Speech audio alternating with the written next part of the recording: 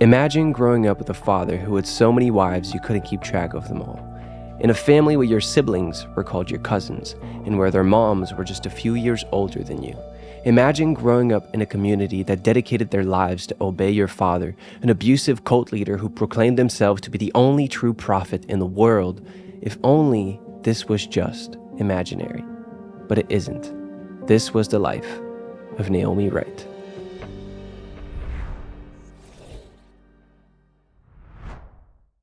Hello and welcome back to the Almost False podcast, where I interview regular people with incredible stories. Today I had the privilege of talking with Naomi Wright, one of the many children born into the polygamous cult her father started. This interview dives into Naomi's experience and it sheds light on the psychology of cults, from how they start to how they operate and how they often continue long after their leaders die or are proven to be false. So let's deep dive into Naomi's life and into her family, starting with her father, and how he went from being a regular Christian to becoming a cult leader. Sure. So my dad got married to his first wife, and at that point in time, he would have been Christian. Just whatever denomination branch that he would have been a part of, if he had followed in my grandfather's footsteps, I'm not sure. But it was soon after that he got introduced to the teachings of William Branham. So William Branham was a pastor, quote unquote.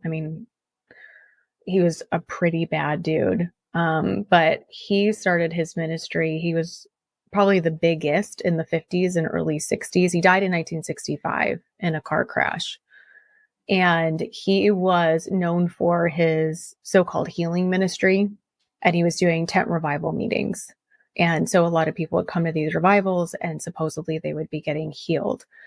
And my dad got introduced through his brother-in-law, and it stuck. He was interested. I get kind of what was going on culturally at the time. And it also would have been very different than this. I got to see the church actually that my grandfather preached at, and the congregation he served at one point. And it was like that old fashioned, like white steepled, like super cute that you'd see on a postcard or like in a movie where you'd want to get married in it. And so I think there was a real appeal to William Branham's like hyper charismatic. There was a lot going on that I think really piqued his interest. And so he ended up moving down to Jeffersonville, Indiana, which is where the tabernacle still exists today. For the Message is what it's called. So William Branham founded this religion, essentially, said it was Christianity, died in 65. It kept going. There's so many splinter groups. It's estimated at between 2 and 4 million people worldwide. So it is all over the place. And the tabernacle, though, what they call their main building, is in Jeffersonville, Indiana. So my dad had actually moved down there and his first son was baptized there. So that's kind of how I pieced together some of the timeline. Is I know my oldest brother was a child, and I think he was the only one at the time. So it would have been before baby number 2 came. Okay. So what happened for your dad to go from this seemingly typical, Christian American to a cult leader? Like, what shifted? What happened as far as you know? Can you explain that? As far as I know, he, as I'd already mentioned, as far as just the religion appealing to him and the healing ministries and all of that would have been so different. And I can see where that would have caught his attention, especially as a younger man.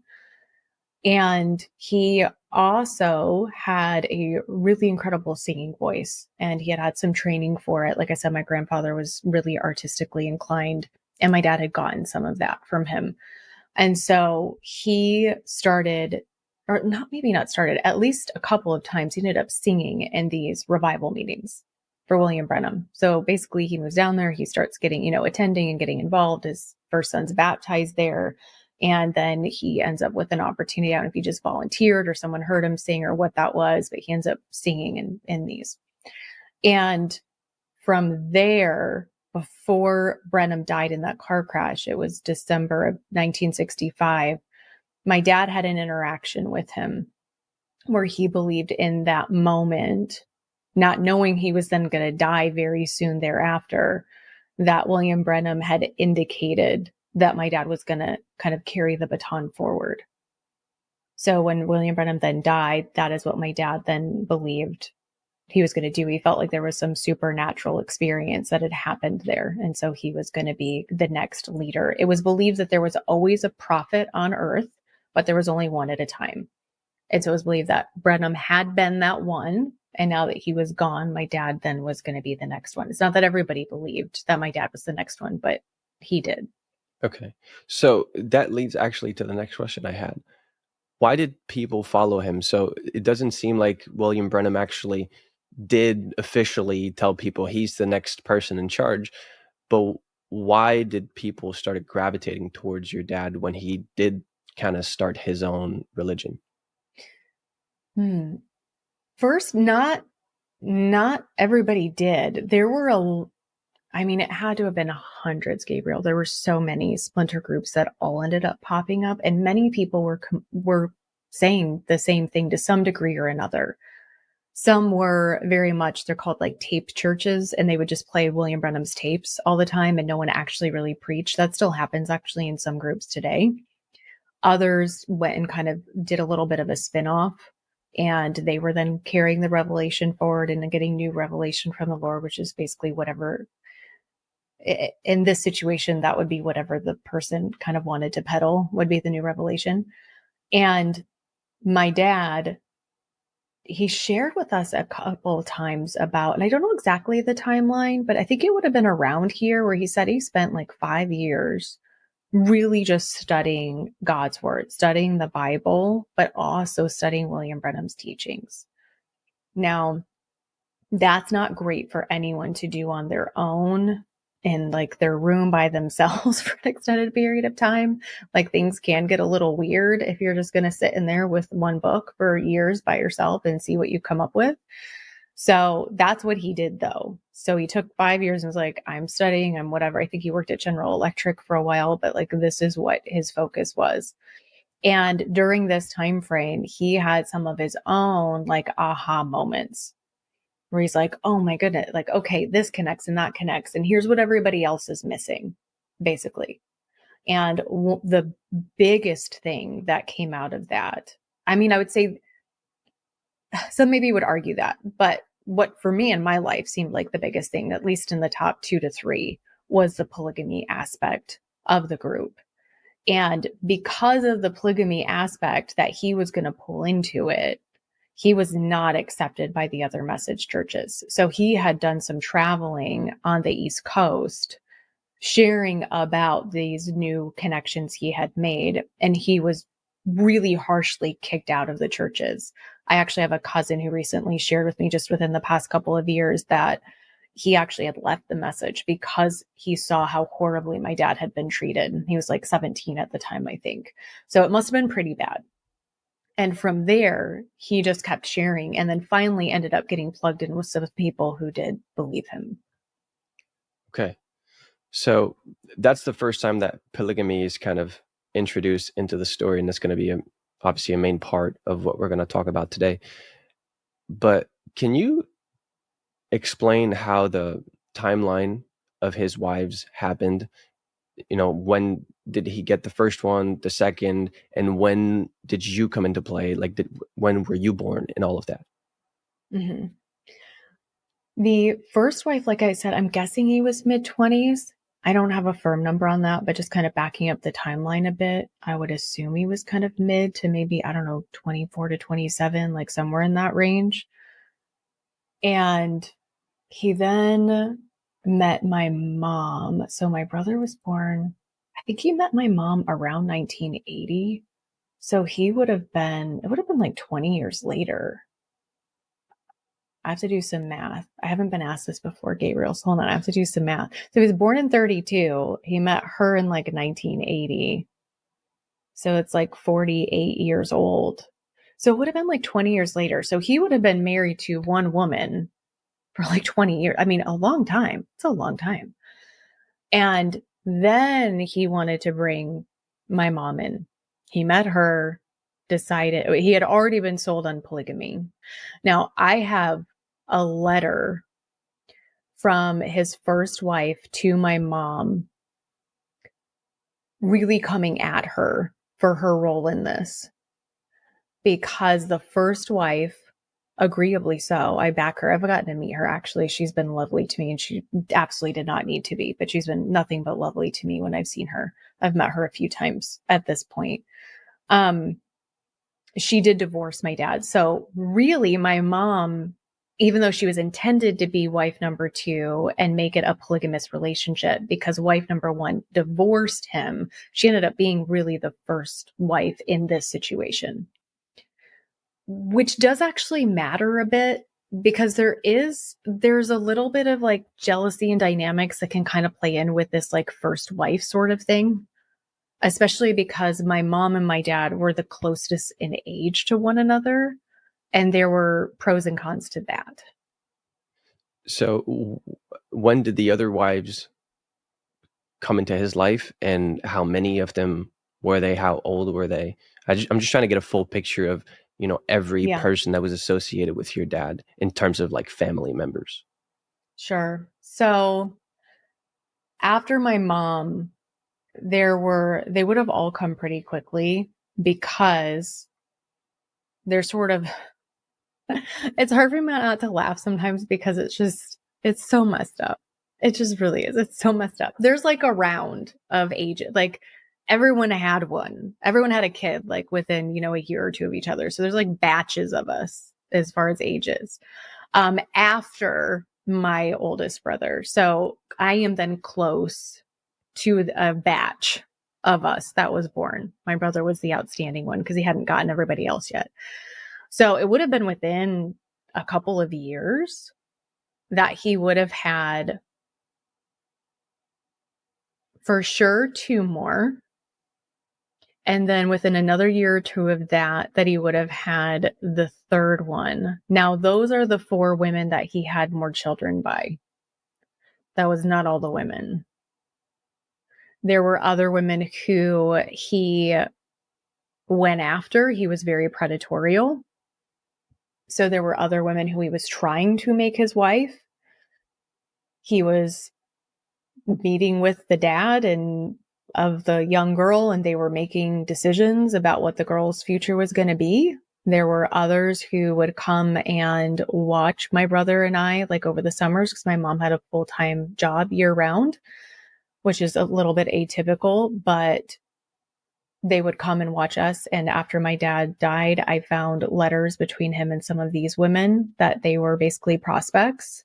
And he was like, he would have married any of them who would have wanted to marry him. Basically, he would have taken on, I think, pretty much whomever, is the impression that I have.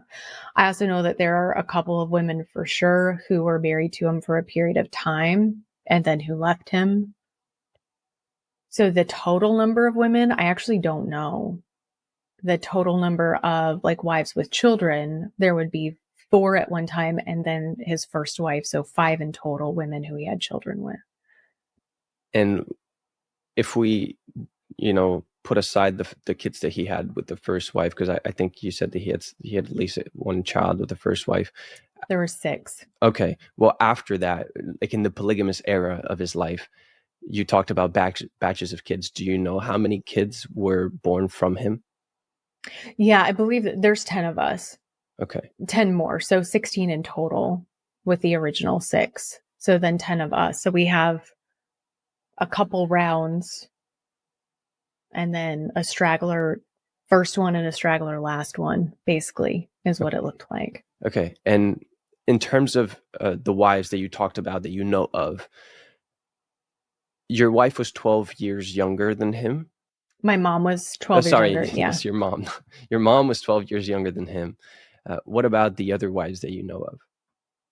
Oh, way worse. Yeah, 12 years younger, if you're like mid-30s to upper 40s, that can make sense, right? The rest, no. Like I said, he was a predator. And the other wives that he took were, 2 of them were like 17, and he would have been in his early 50s. And some of the other, now women, if I say they're women and anyone catches this and they're like, no, Naomi, that was a young girl, it's just because they're women now. So please forgive me if it comes out wrong. I'm not implying that he was after women when I talk about some of these ages. It's just because, again, I know them now and they're women now. But at the time they were girls, they were young girls. So there were young girls at the time where he was already trying to stake his claim and they were like 14 years old. And at the time I was like 11, which that concerns me in an additional way, because when you have a daughter so close in age, it speaks to the abuse that I had as well. Okay. I didn't expect that. Actually, I thought they would have been early 20s, which would have been bad enough, but that's just horrible. In terms of the wives, again, that you know of, did they know each other? How did their relationship work inside of this polygamous marriage? Understandably catty. I mean, I say that with a lot of like understanding for them. It wasn't fun to be a part of. I am so glad. It was hard in different ways as a child. There are things that I'm grateful for as an adult looking back on. It was hard as a child to not at times live closer to my siblings. I mean, I grew up in Western New York. The hub of this group was in Central Ohio. It was about 4.5 hours away. And so I'm going to public school, which that's its own conversation. But like I'm going to public school while I'm actually growing up in this polygamous cult. And I'm trying to like live this duplicitous life and make sure that nobody finds out, because I get told like the world won't understand and like dad could go to jail, like this is illegal. And so I have to be super quiet. And only my brother and I, when I refer to my brother, I'm talking about the one with the same mom, of course, only he and I actually had our father's last name. Everybody else had their mother's last names. Like there was just like everything was this covert operation kind of deal. It was really great in actuality that I was in Western New York and some of that was in Central Ohio, because some of that is in like the cattiness, the jealousy, and because it's just awful. And again, I'm not coming at the women for it, because who wants to be sharing a husband and who wants to be married to someone 40 years older than them, and who like, I mean, I do not blame them at all. But it's not like everybody got along great. We were told, though, that if they weren't getting along, then they weren't actually right with the Lord, because polygamy was God honoring. And so if they're honoring God, then they should be fine with it. So there was always this pressure to like make sure it's backstabbing and it's not actually like upfront. Make sure you're, hiding it and you're being gossipy and you're all of that stuff. So it was a really toxic dynamic. There was no Little House on the Prairie vibe going on with any of this.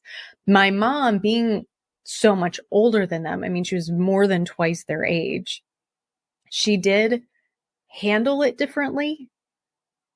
I'm not saying it was easy for her, but she did really well. And gosh, I mean, I'm my mom's age now. I'm 40 now. So I'm the age that she was when she had me. And I'm like, I don't think I'd be handling it great. So I'm not saying it's just because she was like older and more mature, but there was something about her, I guess, personality wise, maybe, where she was just able to make it work. Like she would just treat them almost like younger sisters in ways and try to kind of show up for them and be kind. And yeah, so that was interesting to see, but it was rough.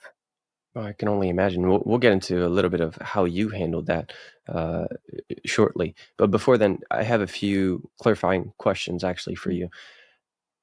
In terms of the marriages, you said that that's illegal. Polygamy is illegal. Uh, so I would assume that they would just get married between, one another, and that it wasn't like that. There's no documented marriages as far as the government is concerned. Is that right? Correct. And there wasn't a legal marriage with any of them, including with my mom. So she did legally change her name to match my dad's name. And I actually don't know why he did not legally marry her, probably because of the teaching he was putting out there. And so maybe just to like kind of stick with it, he was saying that legal marriages Like that wasn't a thing, obviously back in like the Old Testament or something. So he's like, we're it's not required. We don't need to do it. In reality, I think it was just a cover up because I mean, he could not have legally married them all. So he legally married none of them. And that was definitely an issue when he died because nobody was legally supposed to be able to make decisions. So that came up to bite us after he passed away. We had to figure that out. But yeah, so he didn't legally marry any of them. Okay. And in terms of the younger women that married him, your mom was a little bit more understandable, like why she would want to marry him. But for a 16, 17-year-old to marry a 52-year-old, it's a different dynamic. The only polygamous cult leader that I know of is Joseph Smith. And I know that a lot of what he did was uh, he would tell people, God told me that you're my wife, and so you need to marry me. Do you have any idea if he did some of that, kind of the power grab from some of the women that were already following him? How did these young girls decide to get married with a 50-year-old? I think there's a few different factors possibly at play. So I can't answer that definitively.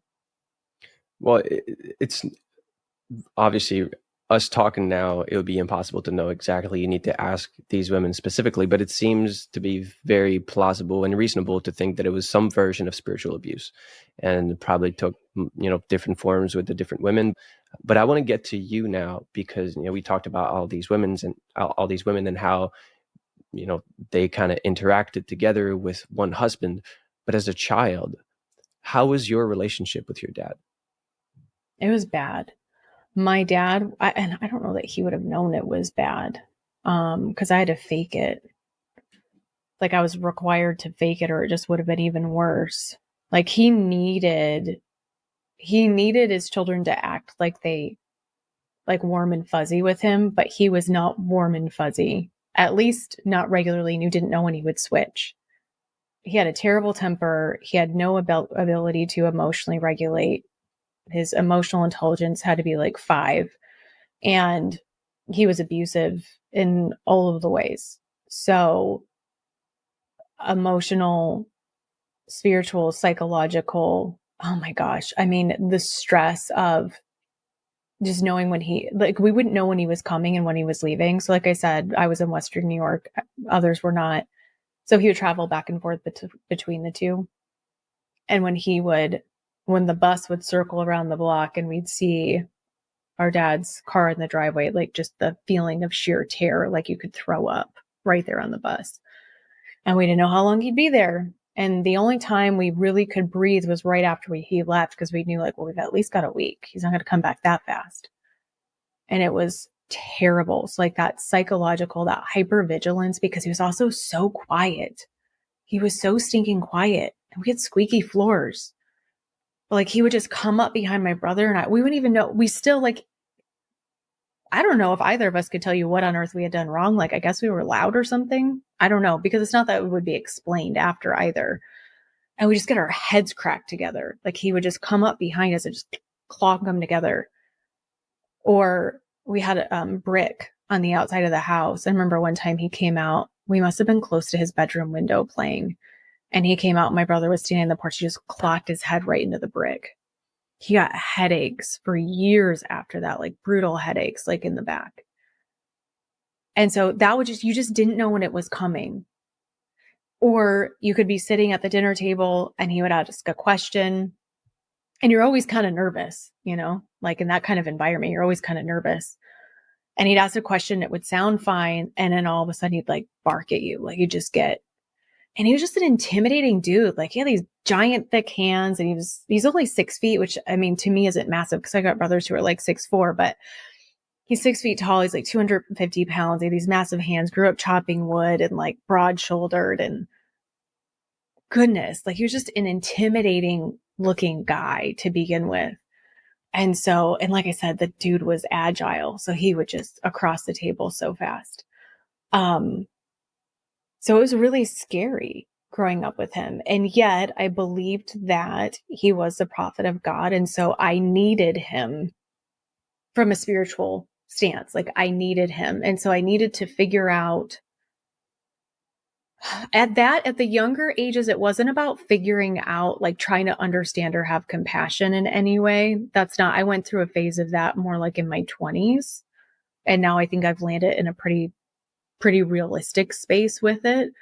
But at that age, like, up through being a teenager, it was just about survival. It was like, how small can I possibly make myself?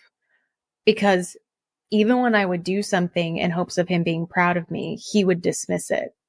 Like, I was also very skilled, talented in art. I say that past tense because I haven't drawn in years. So I don't know if I still got it or not, and I would like clear out the art awards every year at school. Also did great academically, like always had A's and all that stuff. And so I'd come home, and I remember I thought he would be proud of the art awards because that was like his thing. And so I showed him, and he told me I cheated. It's like, you must have copied or cheated or had someone help you with this or whatever it was. And it's like, so there's just no way that he was going to be proud of me, that something positive was going to be said. But then there would be these moments too, where he'd call me sweetie, and he'd want me to come sit on his lap, and he'd like tickle me and act all cute and things like that. And no matter what happened that day, we had to go knock on his bedroom door. Spent a lot of time in there. It was kind of like hermit-like. You just never knew when he was going to come out. We have to go knock at his door, go in, say that we loved him, give him a kiss, go to bed. Doesn't matter if he just, whacked your heads together, pulled you by the ears. He had these names for us too, like dimwit, bean brain, weird things like that. Like all like coming at our intelligence and basically calling us idiots. And so, but those like nicer moments, I mean, I have some thoughts about those, but Yeah, but it must be difficult as a child. It's very erratic. It seems like sometimes he's nice, sometimes he's okay, and then other times you described him almost kind of like a monster that you don't know when he's going to come, and you don't know what's going to happen. When it comes to your mom, did she experience some of the abuse as well? And the other question I have regarding her is, she was the first wife, quote unquote. Did she ever talk to you about wanting to leave him? no, she never talked about wanting to leave him. Oh my gosh, no, I cannot imagine that. She would have never. One, it just reminded me of that song, like, when she was good, she was very, very good. And when she was bad, she was horrid. Isn't that like a nursery rhyme? I don't know if you've heard that. Would have been the little girl one anyway. But when my dad was sweet, he was really, really sweet. Typical like abuse kind of cycle, only he was less worried about having to be sweet super often, I think, because of the spiritual manipulation that was going on. I mean, definitely can't downplay the impact of that. Like the impact of the spiritual connection here of him being the prophet of God. Like if someone believes that, that's like the be all end all. It's like, well, you're not going to leave the prophet of God because then you're going to go to hell.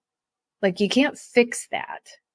So that manipulative component is like undergirding everything. I mean, that's foundation of all of this. So my mom loved the Lord. Like her believing that my dad was chosen by God, there's no way she would have left.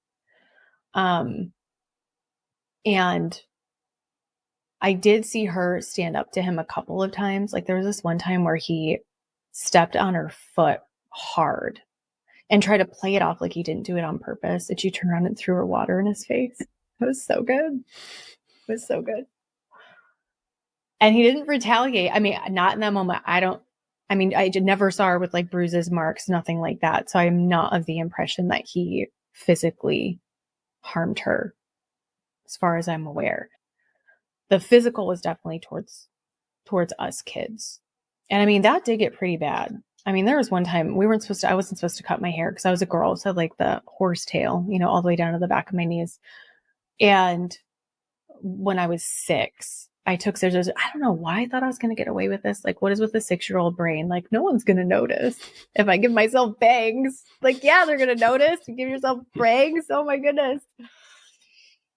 And so I took the hair and I like hid it in my boot. And of course, everybody sees that I've got this like awkward side thing going on. And so, yeah, I got beaten with a belt for that. And I remember I fell to the ground. I remember a foot on my back. So I couldn't get up to like keep me down so I could keep getting beat. And once my brother got grabbed from the top bunk of the bed because we were talking during nap time and got whipped to the other side of the room, like thrown into the wall.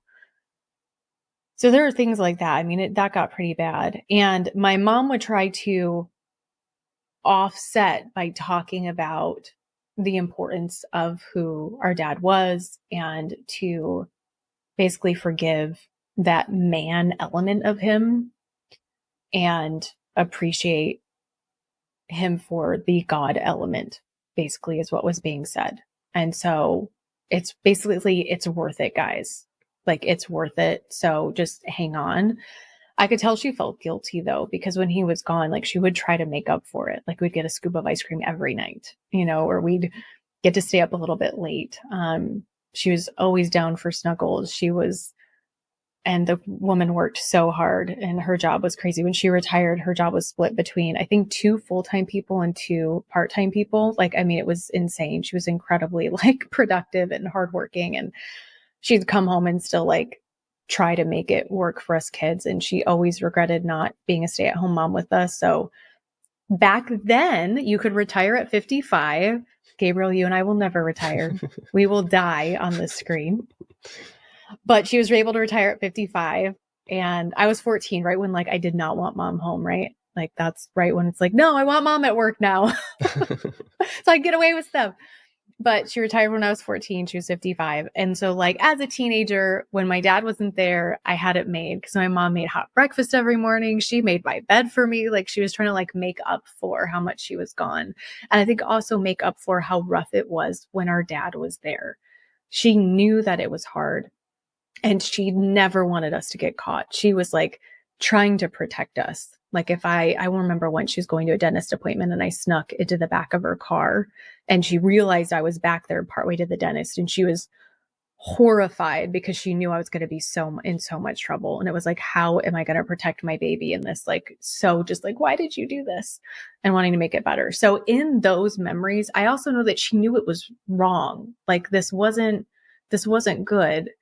It still did get confusing for me though, as a child of like, is God like this? So I definitely had spiritual questions too as I got older. Yeah.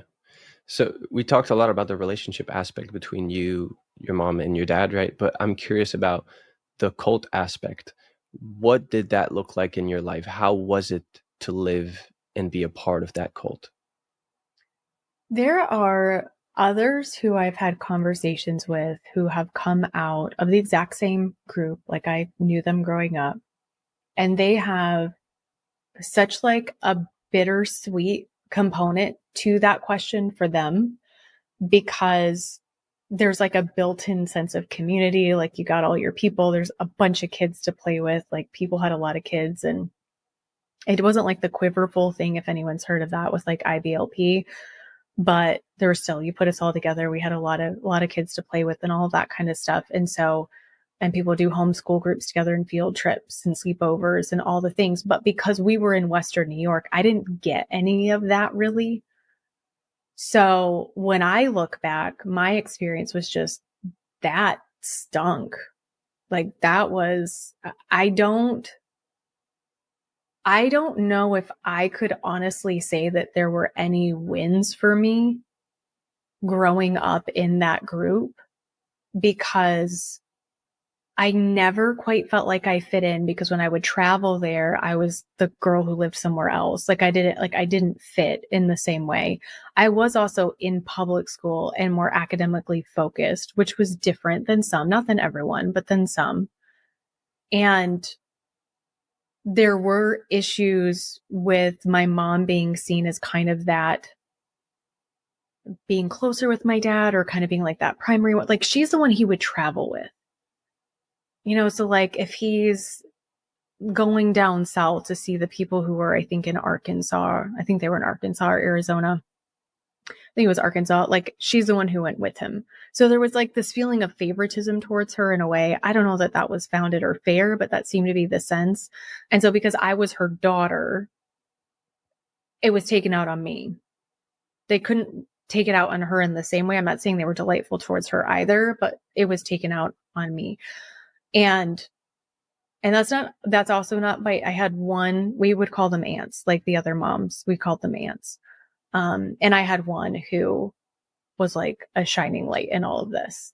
So I don't want to say that it was everybody. There were some exceptions, but man, it was such a overall, the culture I talked about earlier wasn't strictly the wives. It was everyone that vying for his good graces, trying to like suck up to him, that so backstabbing, gossip, like all this stuff just happened all the time. I mean, it was just this saturated, toxic culture that was a nightmare to be a part of. And I was more used to being in Western New York and dealing with the issues I had to deal with there because I'm in public school, long skirts, uncut hair, don't celebrate any holidays, trying to pretend I'm normal in gym class. I'm like, I kind of got my own fish to fry over here. And then I got to go over here for my vacation. And I got to deal with all this craziness. And I'm not here every day. So I don't have the memories with these people. And I know that these are my siblings. I had to call them cousins in public, but I know they're my siblings. But you call someone a cousin and you see them 3 times a year and you just don't feel like they're a sibling. Like we didn't have that kind of attachment. It just wasn't fostered.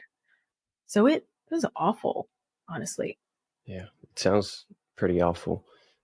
When it comes to the cult itself, was there a specific name of the branch that your dad was on top of? At the height of what it was, how many members were there? And what did they believe in? I think there were probably like 200 to 300 if you put everyone together from like the various states with all the kids. So it wasn't massive, but it also wasn't, 20 people. Maybe a couple hundred, 300 might be too high. Maybe a couple hundred, you added them all up. It didn't have a specific name. I was not even raised that it was the message. A lot of people are when it's a spinoff of William Brenham, but I wasn't raised that it was the message. It wasn't until I actually went public with my story and connected with some others where I then put that language to it. Because even though we listened to William Brenham's teachings and we had his books, my dad really was the guy. It wasn't Brenham at the end of the day. It was my dad. And so I was just taught that we were Christian. That was also really confusing in public school. You're like, oh, I'm Christian, but I don't celebrate Christmas. And then I remember it was like 3rd or 4th grade. It got us in trouble at school because a girl went home and told her parents, well, there's this girl at school saying she's Christian because she's Christian. She doesn't celebrate Christmas. Well, we celebrate Christmas. We're Christian. And so it like created some drama. And my parents were like, you just need to not say anything about anything. And so I was just taught I was Christian, and it was like that true Israel, like we're the real ones kind of deal. And anyone that's not believing as we do isn't actually going to make it, except, and this is so like arrogant in retrospect, but I was also told that if people disagreed with us, but they still treated us kindly, like they still treated us well, they could make it as well. They could make it too because they weren't nasty about it. Okay. And we've kind of hinted at a few of these things, but what did you believe in when it comes to God? What was your view of him? And how did you believe everything that your dad said, essentially? Did I believe everything he said? Yes. I mean, maybe if we subtract like 2% from that, there were some things that, like as a teen, just didn't make sense to me. And so I thought it was kind of silly. Like, for example, okay, if God is, if he's all powerful and he's everywhere, like he's all things, then why can't I travel to Europe and he'll find me if the rapture happens? Like, why won't he know where I am? It was kind of like, Can you explain that? Like, because I don't think we talked about this. Why did you needed to be in the U.S. to make it to heaven? we were supposed to just like stay put, basically, like be together, be nearby one another.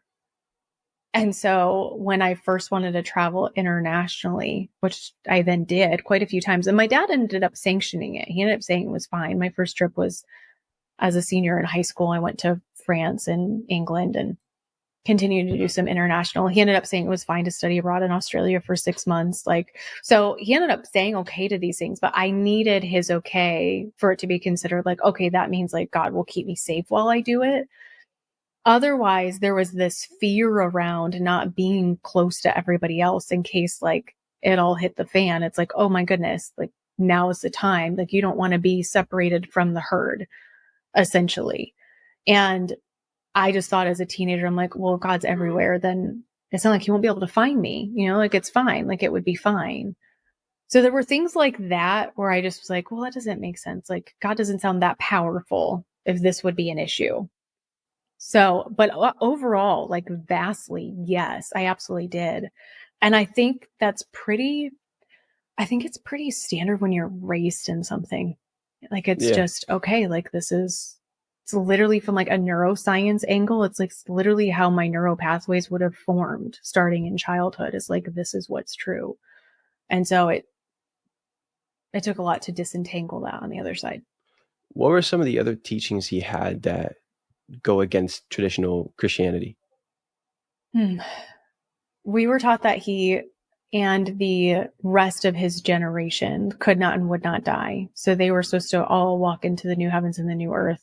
Like we were all supposed to do that together, which is also an interesting mix, I guess, depending on like how they're interpreting scripture. But yeah, so I mean, the rapture was supposed to happen. We were all supposed to end up in eternity together, and no one was actually going to have to die. So that wasn't something that was on my to-do list to have to bury my parents, but I did. I buried both of them in my early 20s. So that was a shocker.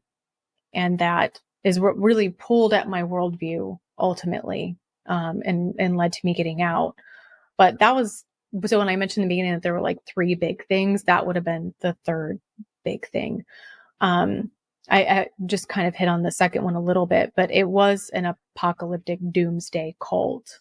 Like if someone was looking up cults, there's sort of these different subcategories of them, and this would be a doomsday cult. It was all about the end times.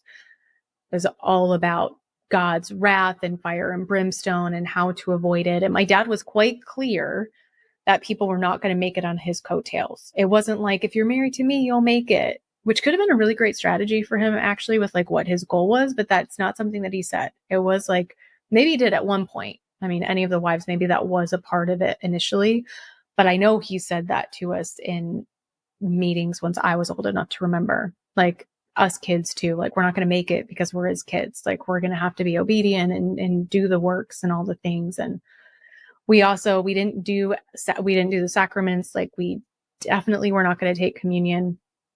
All of this was like stuff that the church did before that we were not supposed to need and therefore not supposed to do anymore. It wasn't even neutral. Like the false believers did that stuff. The false Christians did that stuff. They went to an actual building to worship. We just went to people's homes. They took communion. We are not supposed to do that. They baptized. We're not supposed to baptize. So all of those, like they celebrated Christmas and Easter. We didn't celebrate anything other than Thanksgiving. My dad liked to eat, so we celebrated Thanksgiving, but it was literally just a good meal. Like, I don't even think we said what we were thankful for.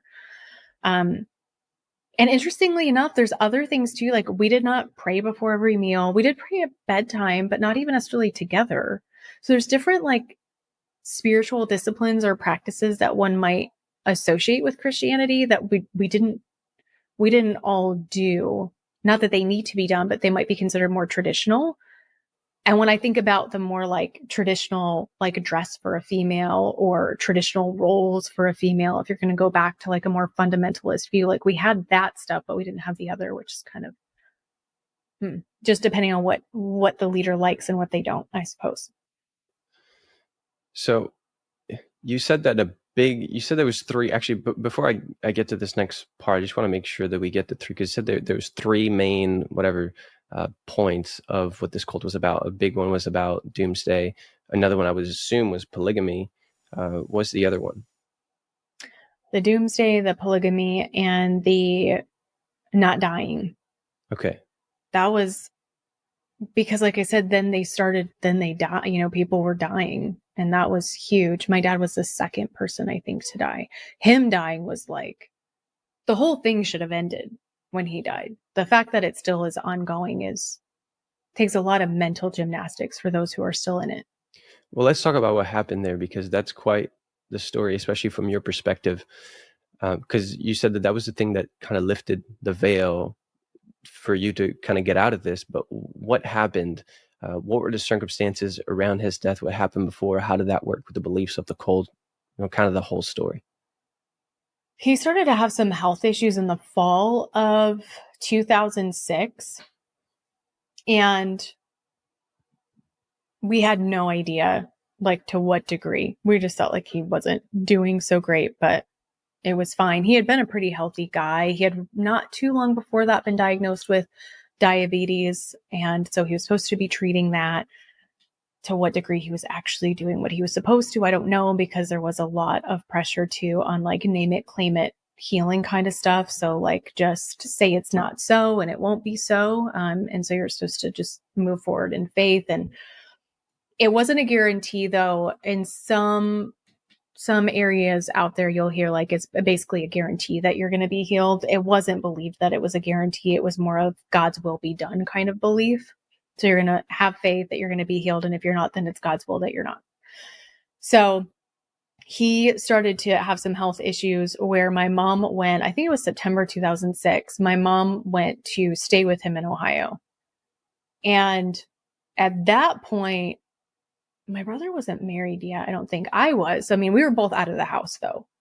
So we didn't really have tabs on, I was finishing my final year of undergrad for college and working 2 jobs and a newlywed. And it was like, I didn't really realize so much how long mom had been gone. But finally it was like, dang, she's been down there for a really long time. She's been down there for like a few months, I think. But I had some friends and down that way, of course, at this point, having grown up with people. So I had a couple of friends that I more so became friends with even personally, like as a teenager and in college. So I was going to go down for New Year's Eve, to spend New Year's Eve with them. And while I was down there, of course, I'd stop and see my dad. And so I think it was the Tuesday. He ended up dying on Sunday, January 7th. And I think it was that Tuesday beforehand where I went over to see him. Maybe it was a couple days before that. Doesn't matter. But you see, you like timelines though, so I'll try. So I go over there, go upstairs, see him, because he has this, even though he has all these wives, all these places that he can stay. His main place of residence is his own upper apartment kind of situation in the house of a bachelor. That's where he lives primarily. Like, he was not living with any of them. He didn't want to deal with it either. Which just kind of blows my mind again as an adult. I'm like, you have all these wives, you don't live with any of them. And you don't live with all of them. You literally live alone, like upstairs in this space. Then you just go over there, I guess, when you want to check in and sneak attack people and see what they're doing when you're not around, which he loved to do. So I go upstairs to check on him, see him and my mom, and he is not well. I was just starting some stuff in the medical field. I then ended up working in hospice for several years and end of life for a while and all of that afterwards. But I came downstairs and I called my brother, and now we're not like, dad can't die, right? Like, that's our premise 1 is dad can't die. Premise 2 is you don't say dad's dying because that's like a faith issue if you say that. So I call my brother and I'm just like, for all intents and purposes, dad is dying. It appears as though. And so I think, I don't know, like maybe you should come. Like, it'll probably be like, it'll be fine, but like, it just seems like you should be here. So he ends up coming. He ends up seeing dad as well. He can barely talk, very difficult to understand, no medical care. We were so confident, though, that he was not going to die that I think my brother had left a day beforehand. I left that Saturday night. So like I said, he died Sunday at noon. I left late that Saturday night and drove the 4.5 hours back. So I was supposed to be starting back to school for my final semester of undergrad. And again, just so confident, like he can't actually die. And I have this final interaction with him. I don't think I've shared about this anywhere. Kind of checking in with myself to make sure I'm okay to share about this, because I don't share about it because it's just really hard. We'll see how I do. But I have this final interaction with him because I knew that my dad was incredibly prideful. I was 21 at the time. I was very aware that my dad had a huge pride issue. I wasn't aware of all the details of all the issues. Like, I didn't know the ages of the other women until I was in my 30s. Like, there's so much I didn't know because had been a kid. But I knew that he really struggled with pride, and I knew that he was abusive and that he had not repented for it and he had not changed his behavior. So at 21, the night before I leave, because he's going to live, I remember he was in a recliner chair, and I got down on my knees and I was holding his hand, and I basically pleaded with him. And I told him that it was not in the belief that I held at the time that God was going to heal him, and that this was like a trial for him. Like, basically the Lord was laying him on his back, is how was the framework I was coming from. I basically pleaded with him to stop being prideful, to repent for his sins, and to make it right with Jesus, is what I asked him to do.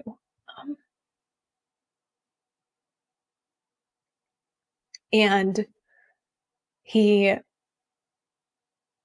nodded, and he reached his hand out, which was hard for him to do at that time. And he took his finger and he just rubbed my cheek, and he said, love always wins. And he did not believe that tattoos were okay. And it's the first tattoo I got, which is kind of ironic, but I have a tattoo on the back of my right ankle that says love always wins. And I don't know what that looked like for him. I don't know what he did and did not do in those days. I don't know if he ever felt repentant. He had a whole lot to apologize for. As a Christian now, I don't know if I'll see him again or not. I'm glad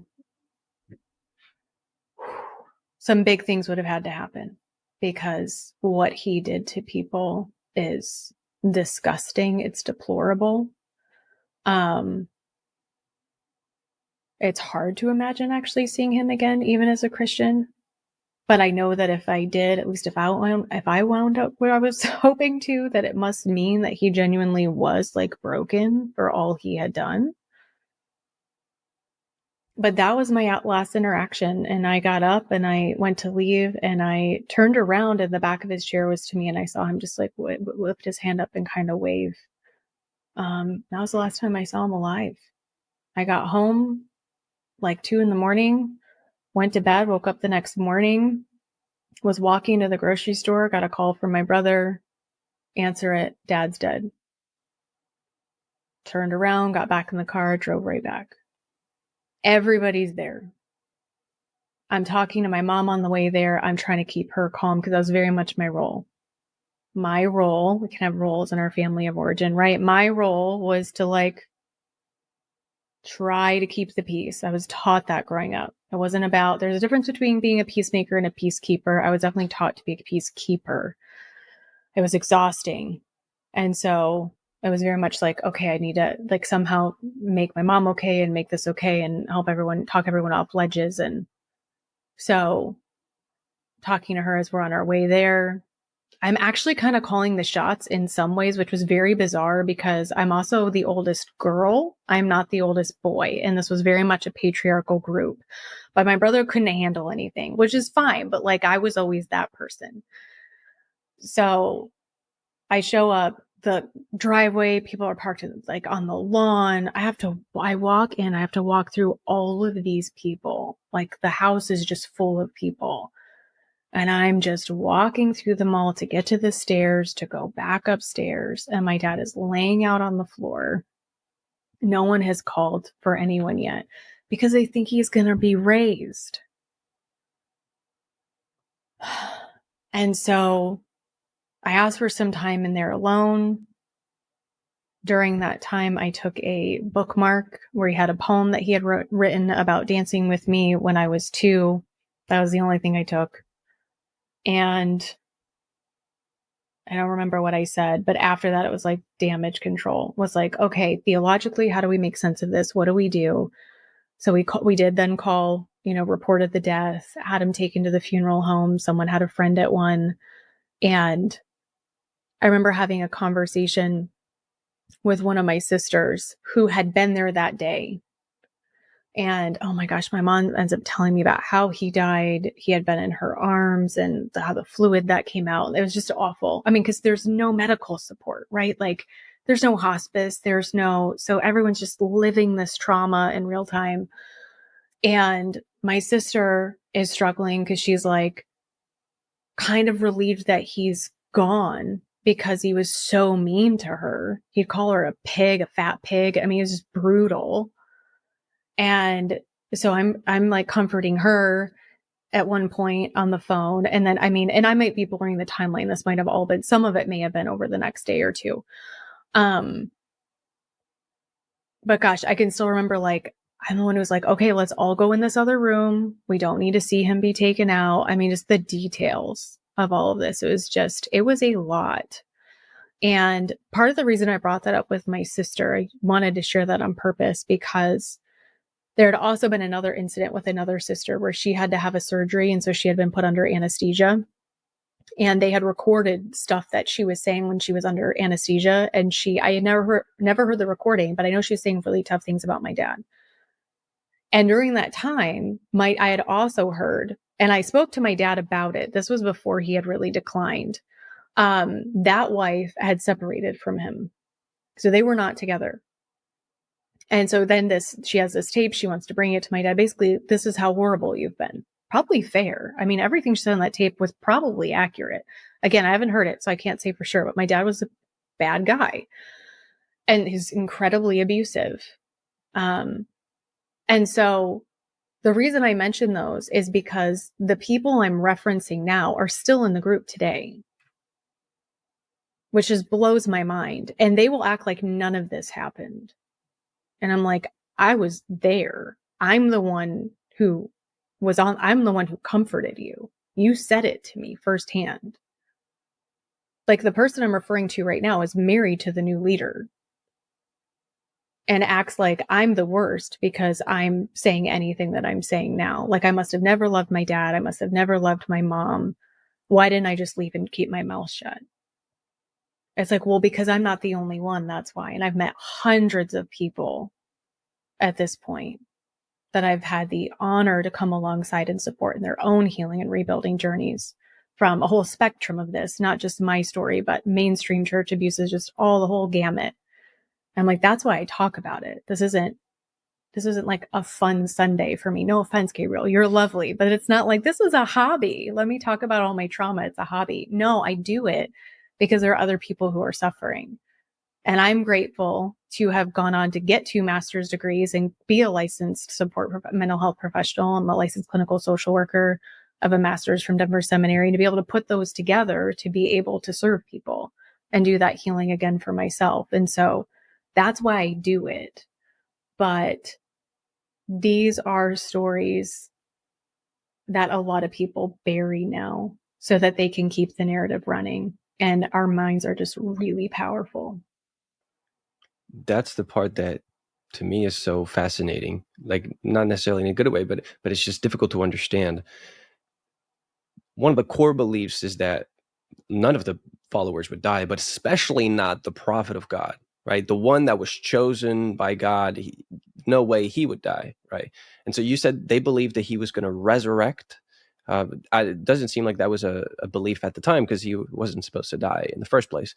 But how did you and your mom specifically, because you probably can't talk for other people, how did you handle that? Because in the beginning, it must have been quite a shock because it goes against literally everything you've been taught your whole life.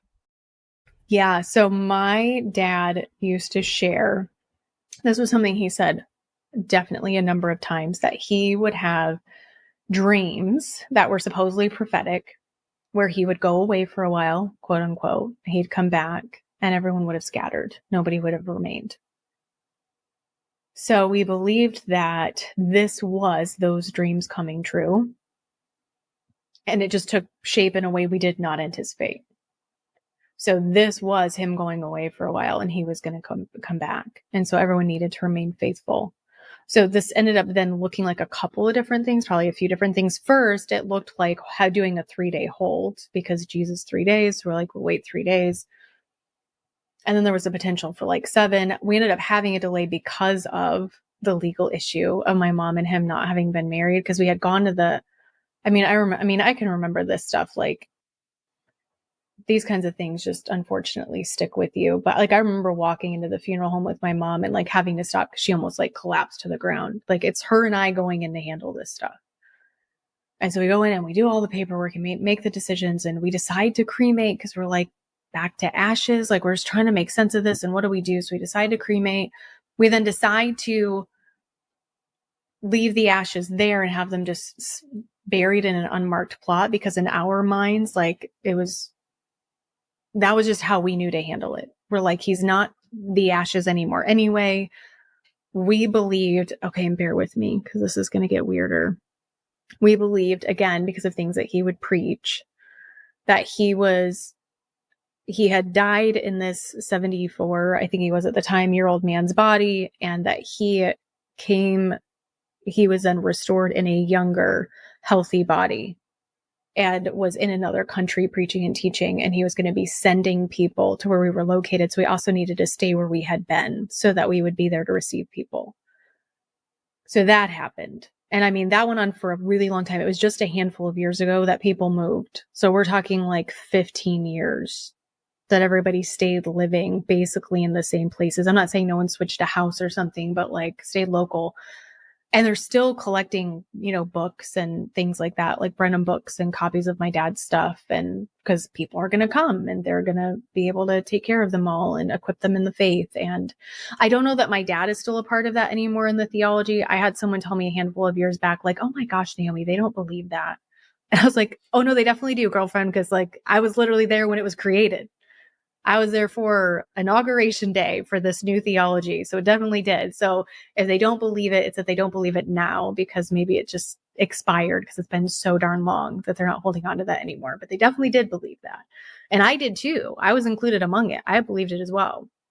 So that was the transition that we initially took. So we waited the few days. He was not resurrected. We moved forward with cremation. And then my mom tracked on a calendar until she died 3.5 years later. She tracked every single day. We had this calendar that hung on a cabinet in the cupboard in the kitchen.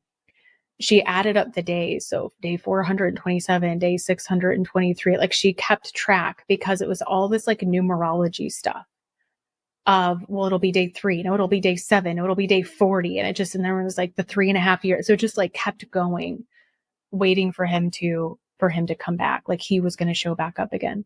And to the point even where there was an interaction where I was in a parking lot once, and this older gentleman came up to me and he made this comment about makeup and then walked away. It was so bizarre. And I remember telling my mom, like, this was weird. Like, this gentleman came up to me, just said that, like, I didn't know him. And it was like, oh my gosh, that was your dad. Like that, that was people were always looking for him. And so so everyone was reading into everything. So that's how it was made sense of. And I'll add this because people might enjoy this little story. It was pretty traumatizing at the time, but now it's just like, I mean, I even laughed at the time, but I think it was like a shock kind of trauma laugh. Now I kind of laugh just because of the absurdity of it.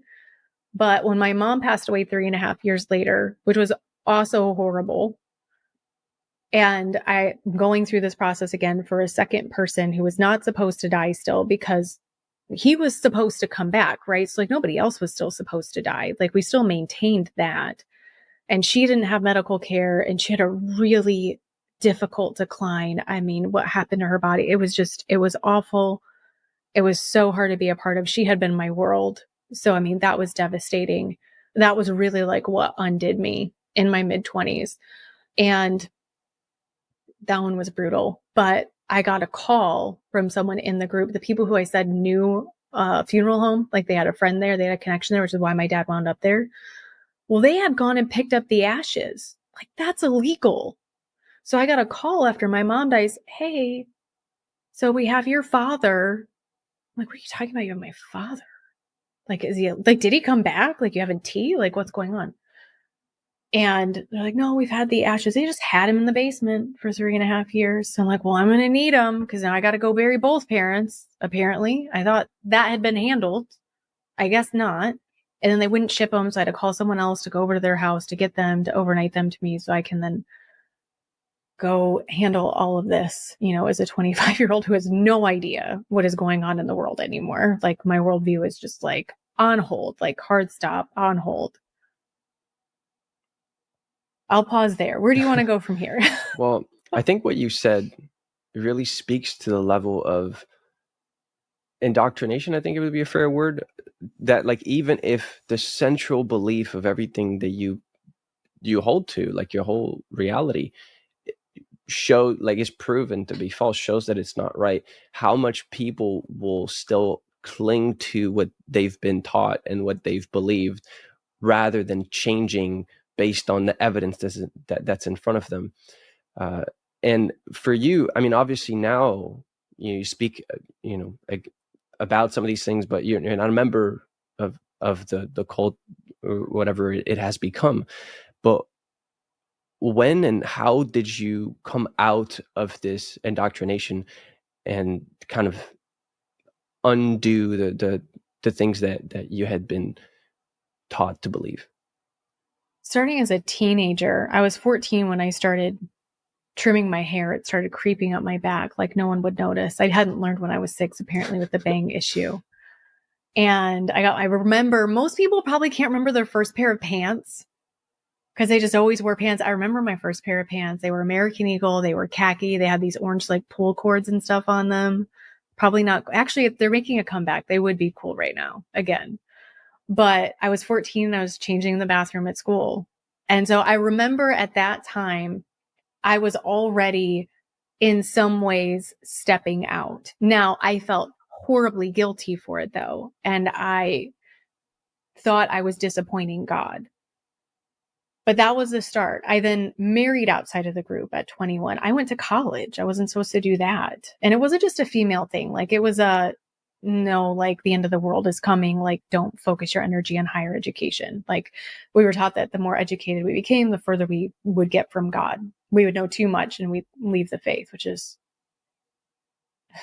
would be telling if that was true. It's like, well, it doesn't hold up to scrutiny then. If that's the case, that's a problem. But so I already, again, was kind of taking some of these steps in ways, but I very much believed that I just hadn't fully clicked in like I was supposed to. Again, I was carrying around a lot of guilt and shame. It was after my mom passed away that it wasn't so much like immediately a faith thing, like a worldview kind of conversation. It was an intense grief and an incredibly complicated grief that like therapists weren't really going to be able to help me with because I don't really have a frame of reference for this kind of loss, because I was in this was such a difficult situation. Like, words for this would be hard.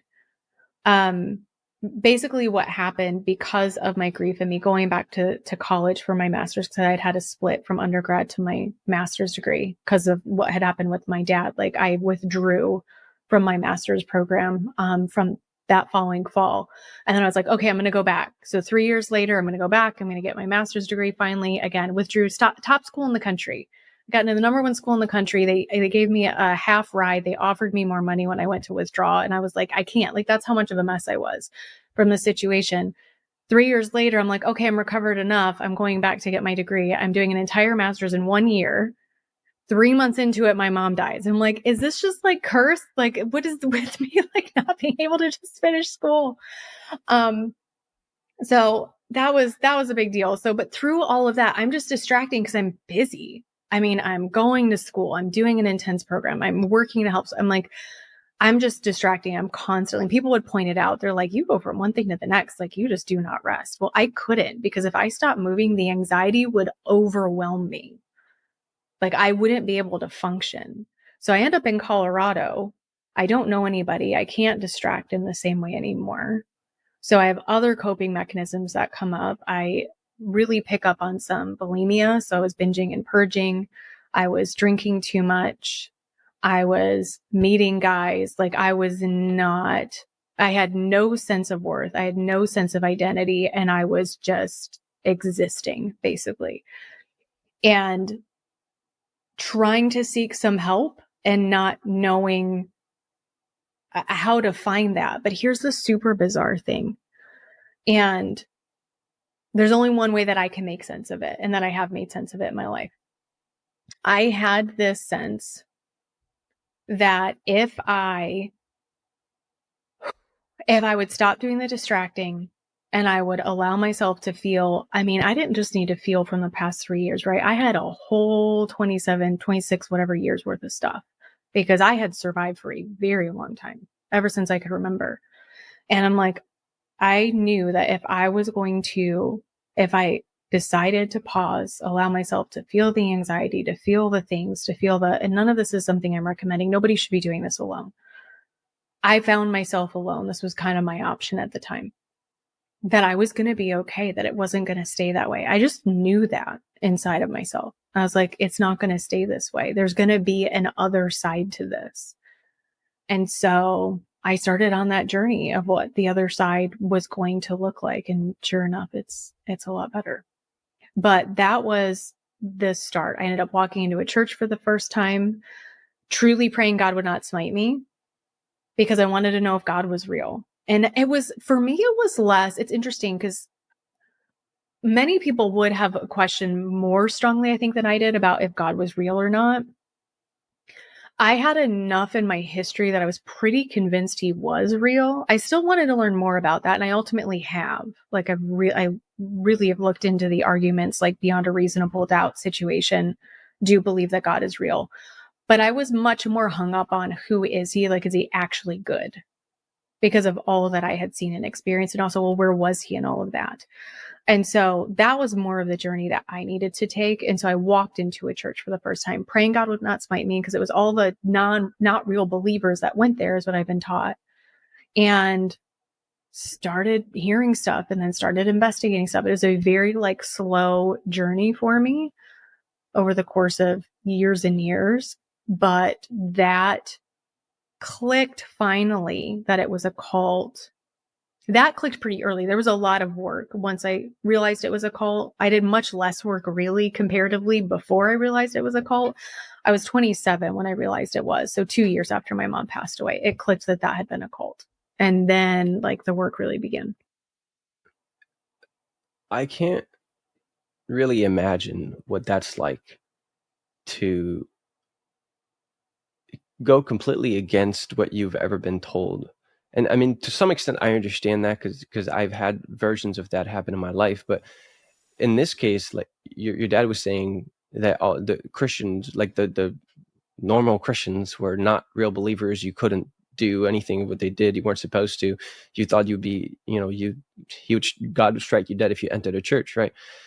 So how did that work? What were some of the most difficult things to unlearn from that? And why did you ultimately still stick with, no, I believe in God, and actually I believe in Jesus, I believe in the Bible? Like, how did that work? Some of the main things that I ended up believing about myself when I was the most just wrecked were that I was unlovable for sure. I didn't have any worth and value. Like I didn't even have a right over my own body. Like a no didn't mean anything because I just had no right over myself. So that's why, again, I had all these different coping mechanisms because just like I wasn't really a person is how it felt. And I also, for a while there, still believed that I needed to hear from my dad. It's not that I needed to hear from God. And so I got into some like other kind of more new age type practices for a while, like trying to hear from him. But ultimately, the way I landed where I've landed, there's really like two like two different tracks to it. One was I had just felt a presence at times. Like it was just different. Like, I mean, I remember there were times in Colorado that first year I was out there where I would sit in my room and I would literally stare at the wall for like 5 hours, just waiting for the anxiety to calm down enough for me to stand up. Like, I mean, I was in really bad shape. And at the same time, literally at the same time, this wasn't separate. Literally at the same time, I had this sense of like peace around me of this is going to be okay. And it was just like, that doesn't make sense. Like these two things simultaneously, they don't make sense. They're incompatible with one another. I know, again, I've already said it, the brain is powerful, but it was just like, this isn't where I'm at. I'm not in this like peaceful. So I was feeling both. And I'm like, okay, like, Lord, is that who you really are? Because that actually matches some experiences I had growing up, despite my dad's abuse.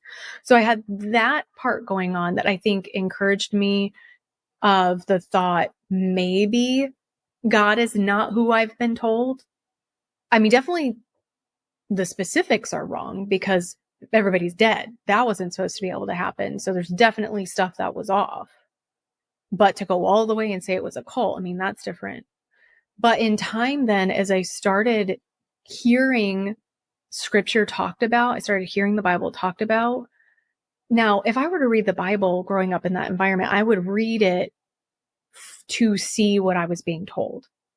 It was a very different experience than just opening it up and being like, what's the context of that verse? Wait. And then there were some things that were just so blatantly in contradiction of what I had been taught that there's just no denying it. And so that made me be like, okay, I probably need to check some more stuff. And again, this is very slow because when you have that kind of spiritual trauma, you're not just opening up your Bible. Like that's not just like, oh, okay, let's check out this book. Like there's a lot that goes along with that.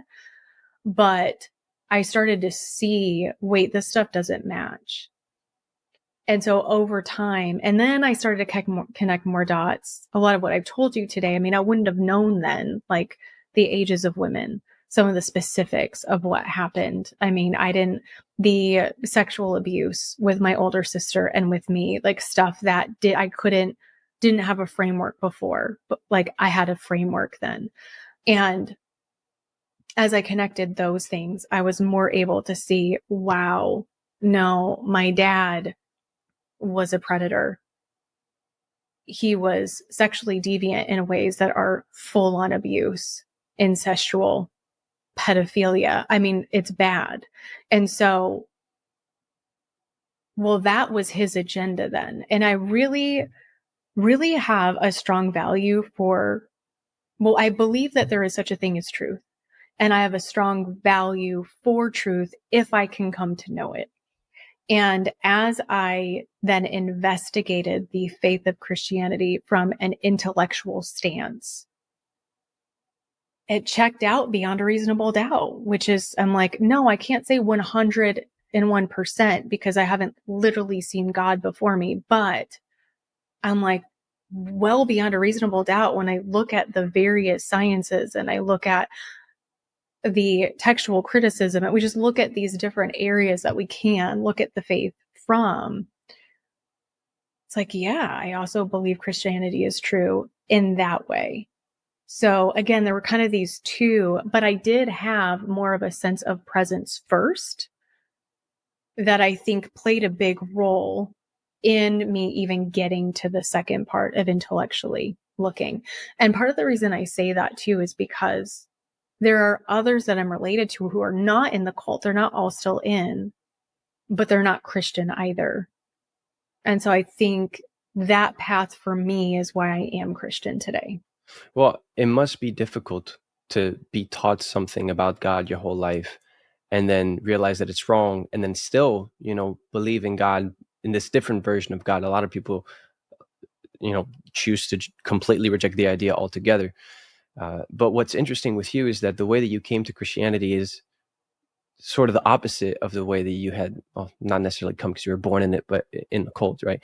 It's not by trying to look for something in there, it's by just looking at what it is and evaluating it as, is this truth or is this not?